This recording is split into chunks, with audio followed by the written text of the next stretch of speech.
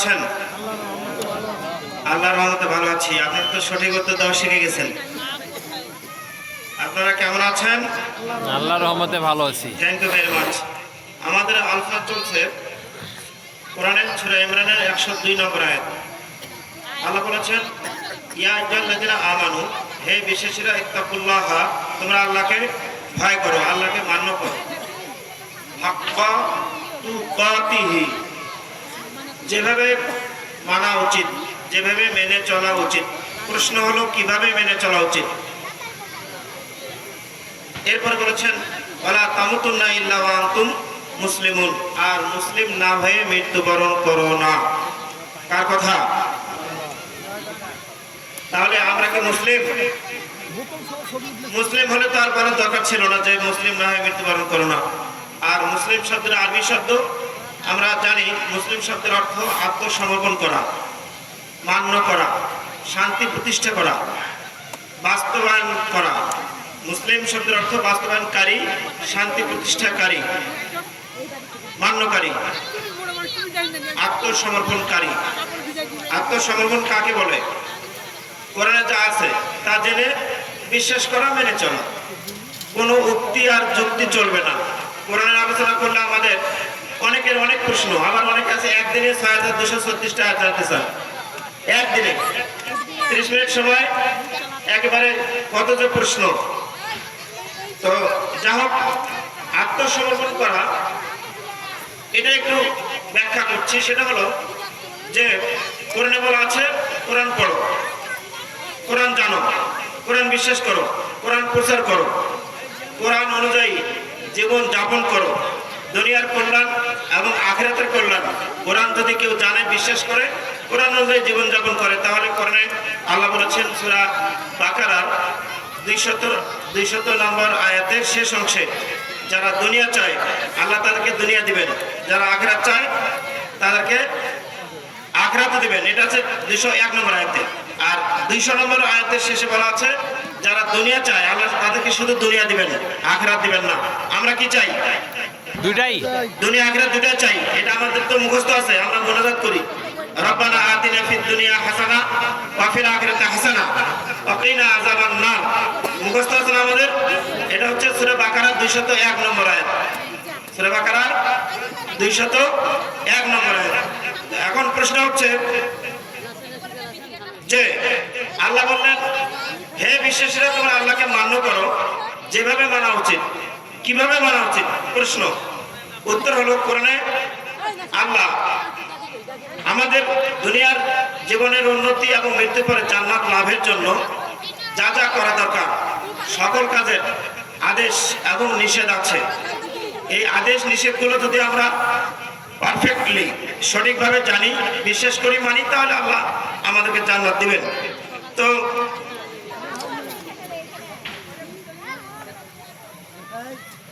আল্লাহ বলেছেন, ইত্তাকুল্লাহ, তোমরা আল্লাহকে মান্য করো, হাক্কা তুকাতিহি। কিভাবে? কোরআনে বর্ণিত আল্লাহর আদেশগুলো তো কোরআনে আছে। আমরা কোরআন থেকে আল্লাহর আদেশগুলো জানবো, বিশ্বাস করবো, মানবো। প্রশ্ন হলো কিভাবে মানবো, কেমন করে মানবো? এই প্রশ্ন উত্তর যেটা, সেটা হচ্ছে আল্লাহ কোরআনে দিয়েছেন। আমরা তো কোরআনের প্রত্যেকটা আয়াতে বিশ্বাস করি, করি কিনা? তো আল্লাহ বলেছেন, ইয়া আইয়ুহাল্লাযীনা আমানু, হে বিশ্বাসীরা, আতিউল্লাহ, তোমরা আল্লাহর আনুগত্য করো, ওয়া আতিউর রাসূলা, এবং রাসূলের আনুগত্য করো, ওয়া উলিল আমরি মিনকুম, এবং তোমাদের মধ্যে থেকে যারা উলিল আমর তাদের আনুগত্য করো। আল্লাহ কয়জনের আনুগত্য করতে বললেন এখানে? 3 জনের। আমরা যদি 4 জন বানিয়ে নেই তাহলে সেটা কি রাইট হবে না? নয়। আবার যদি 3টার জায়গায় 2টা মানি আর আবার একটা বাদ দেই, তাহলে কি হবে? সেটাও রং হবে।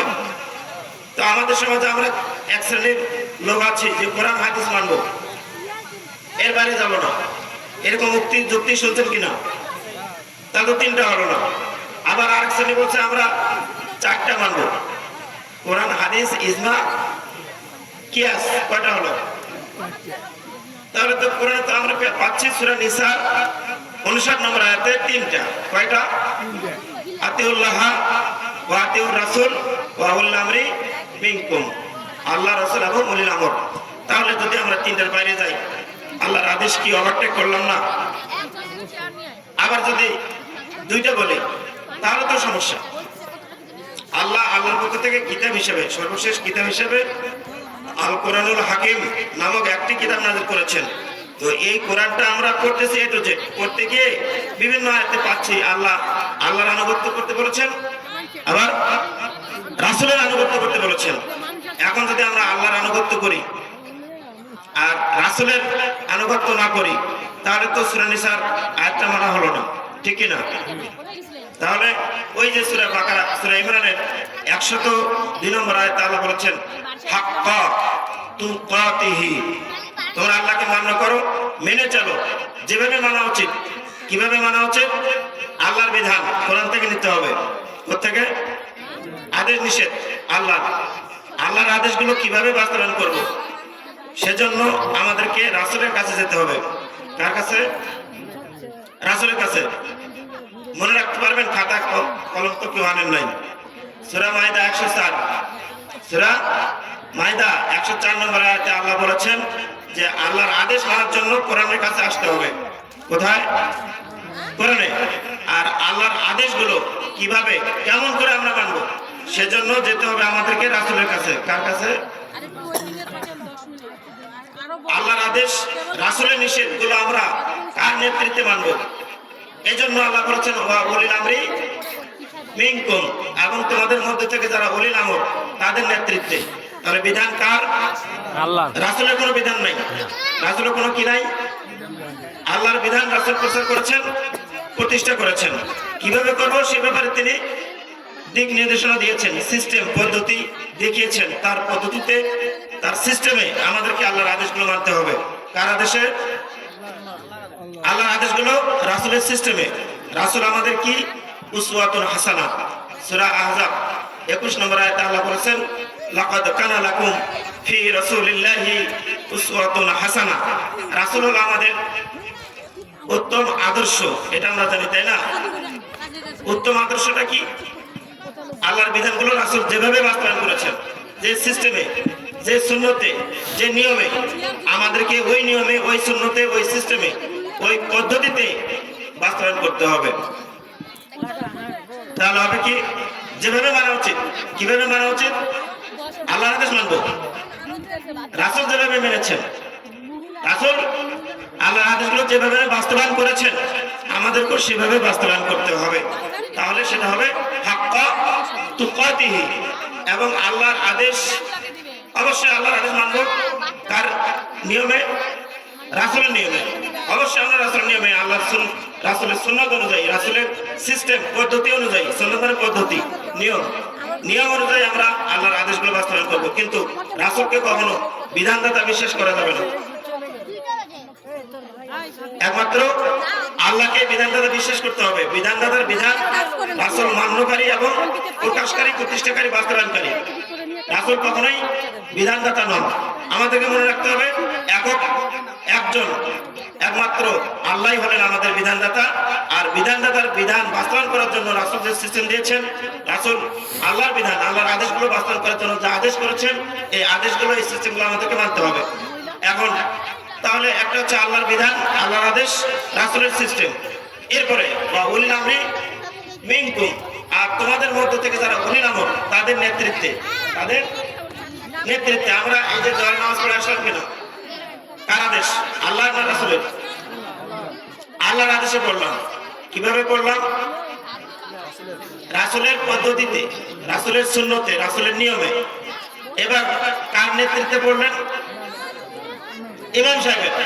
এখন যদি আপনি বলেন আমি আল্লাহকে মানবো, রাসূলকে মানবো, আমি সলিমউদ্দিন, কলিমউদ্দিন আর হেলাল বেলালকে ইমাম মানবো না, তার নেতৃত্বে নামাজ পড়বো না, এটা কি আপনাদের ব্রেন, আপনার বিবেক সায় দিচ্ছে? কেন? ওই যে সূরা নিসা 59 নম্বর আয়াতে আল্লাহ বলেছেন আতিউল্লাহ ওয়া আতিউর রাসূল ওয়া উলিল আমরি মিনকুম।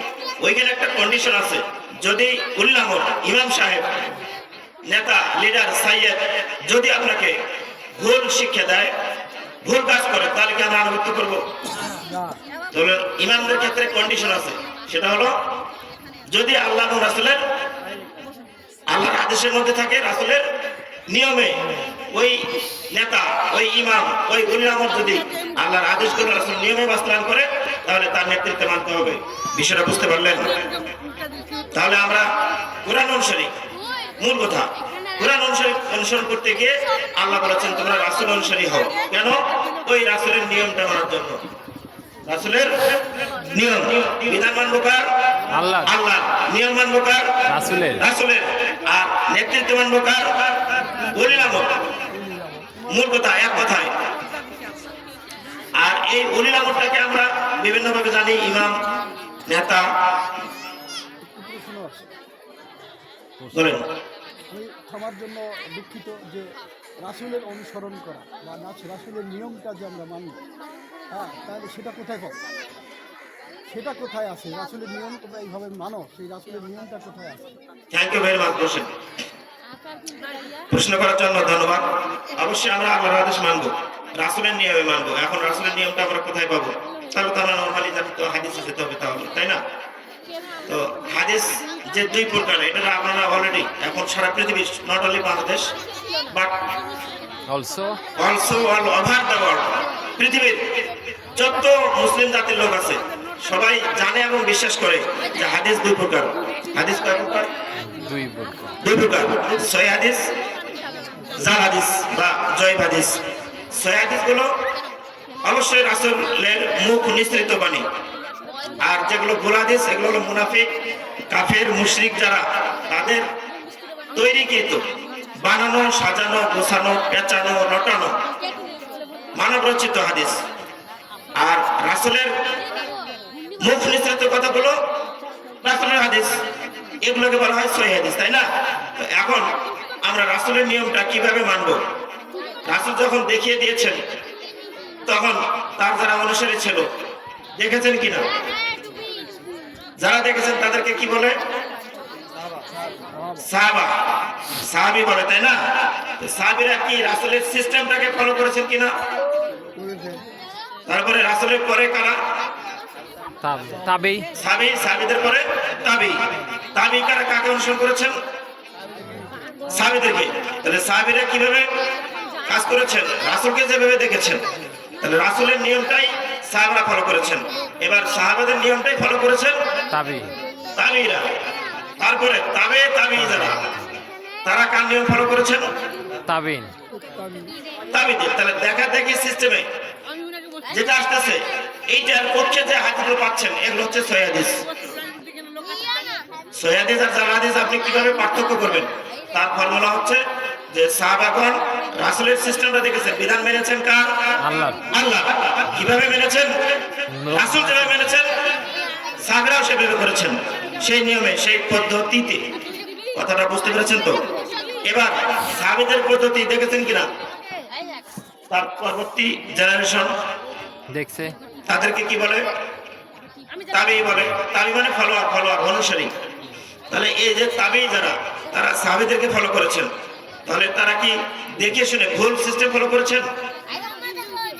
ধরেন একটাই উদাহরণ দেই, সেটা নামাজ দিয়ে। নামাজটা যেভাবে রাসূল পড়েছেন সেই নিয়মে তো সাহাবীরা পড়েছেন, নাকি আমাদের সন্দেহ আছে? সাহাবীরা যেভাবে পড়লেন এভাবে তো তাবেঈরাও পড়েছেন। তাবেঈরা যেভাবে পড়েছেন তার পরবর্তী অনুসারী যারা, তাদেরকে বলে তাবেঈ। তারা তো সেভাবে পড়েছেন, ঠিক কিনা? তাহলে এইভাবে দেখা দেখির মধ্য দিয়ে আমাদের কাছে যেটা এসেছে সেটা হলো সহিহ হাদিস। সেটা কি? এই সহিহ হাদিসটা মানতে হবে। এই যে আতিউল্লাহ ওয়া আতিউর রাসূল, আল্লাহর আনুগত্য করো, রাসূলের আনুগত্য করো। অন্য আয়াতে বলা আছে রাসূলকে ইত্তেবা করো, মানে রাসূলের অনুসরণ করো। কি অনুসরণ করো? ওই যে সিস্টেমটা। বুঝতে পেরেছেন? তাহলে আমরা কোথায় পাবো? সহিহ হাদিসে। আর সহিহ হাদিস কোনটা সঠিক প্রমাণিত হবে? দেখা দেখির মাধ্যমে যে সিস্টেমটা আসছে রাসূলের কাছ থেকে, দেখা দেখির মাধ্যমে যে সিস্টেমটা এসেছে সেই সিস্টেমটাই হলো সহিহ হাদিসের কথা। যাক, বুঝতে পেরেছেন কম বেশি? তো এখন আমরা কোরআন থেকে জানতে পারলাম আল্লাহ এক ফার্স্ট আমাদেরকে আদেশ করেছেন এই কোরআন পড়ো, অর্থাৎ জানো। কোরআনটা কি আংশিক জানবো না পরিপূর্ণ? যে ভাষায় পড়লে জানি না, বুঝি না, সে ভাষায় পড়বো না মাতৃভাষায়? বাস, তাহলে কোরআন মাতৃভাষায়, পিতৃভাষায়, স্বজাতির ভাষায় কোরআন জানা ফরজ। আল্লাহ আল্লাহর পক্ষ থেকে আদেশ। এরপরে আল্লাহ বলেছেন কোরআন প্রচার করতে, তাহলে কোরআন প্রচার করা কি? এরপরে আল্লাহ বলেছেন কোরআন অনুসরণ করতে, তাহলে অনুসরণ করা কি? কোরআনে বর্ণিত আল্লাহর আদেশগুলোকে ফরজ বলে। এই ফর্মুলা, এই সূত্র আমাদের মনে রাখতে হবে। কোরআনে যদি 1000 আদেশ থাকে তাহলে 1000 আদেশ মানাই ফরজ। যদি 500 থাকে তাহলে 500 আদেশ মানা ফরজ। তাহলে আমরা কোরআন থেকে জানতে পারলাম কোরআন পড়া ফরজ, কোরআন অধ্যয়ন করা কি? কোরআন অনুশীলন করা, কোরআন গবেষণা করা, কোরআন প্রচার করা, প্রকাশ করা, কোরআন প্রতিষ্ঠার উদ্দেশ্যে প্রচার করা ফরজ। সমাজকে দেখানোর উদ্দেশ্যে প্রচার করলে হবে না। কোরআনে আল্লাহর বিধানগুলো, যতগুলো বিধান আছে সকল বিধান বাস্তবায়ন করার উদ্দেশ্যে প্রচার করা ফরজ। সমাজকে দেখানোর উদ্দেশ্যে যে প্রচার, এই প্রচার করা ফরজ নয়। ব্যাপারটা বুঝতে পারলেন? এরপরে এইভাবে কোরআন যতগুলো আদেশ পাচ্ছেন সবগুলোই ফরজ। তাহলে আল্লাহ কোরআন আমাদেরকে প্রচার করতে বলেছেন, কোরআন ছাড়া অন্য কিছু প্রচার করতে বলেন নাই। কি বুঝতে পারলেন? বুঝতে পারলেন কথাটা? জি। সূরা মাইদার 67 আল্লাহ বলেছেন, হে রাসূল তুমি প্রচার করো তা তোমার রব তোমার কাছে নাজিল করেছে। যা কি নাজিল করেছেন? কোরআন। কোরআন। এই কোরআন প্রচার করো। যদি কোরআন প্রচার না করো তাহলে তোমার প্রচারই হলো না। আমাদের সমাজে কোরআন প্রচার হচ্ছে না, আবার দাবি চলছে যে আমরা কোরআন প্রচার করছি, তাহলে সেটা কি মিথ্যাচার হচ্ছে না?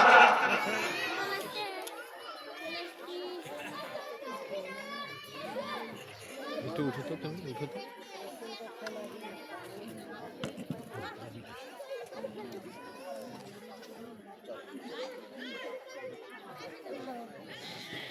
প্রশ্নই তো হয়নি। আচ্ছা, তাহলে একটা জিনিস তো আমাদের কাছে ক্লিয়ার হলো যে কোরআন জানা ফরজ, কোরআন প্রচার করা। কোরআন বাদ দিয়ে আমাদের সমাজে যা চলতেছে আমরা প্রচার করতেছি সেটা কি ফরজ? আর কোরআন এ টু জেড জানা, কোরআনটা হচ্ছে আমাদের জন্য কমপ্লিট। এটাকে আমরা বলতেছি যে 40টা হাদিস জানলে ফকি, মুফতি, পণ্ডিত, স্কলার, আর বেশি জানার দরকার নাই। এই কথা বলে কি আমরা কোরআন থেকে মানুষকে বিমুখ করলাম কিনা? এই ধরনের প্রচার যারা করছে তারা কি কোরআন প্রচার করছে না কোরআনের বিরুদ্ধে প্রচার চালাচ্ছে? তো আলোচনা অনেক আছে, খাবারের সময় হয়েছে, এজন্য আজকে আর আলোচনা লম্বা করছে না।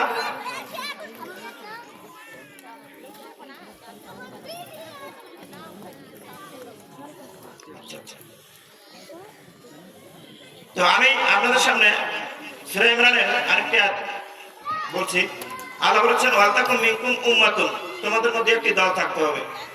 কি থাকতে হবে? দল থাকতে হবে। কার কথা?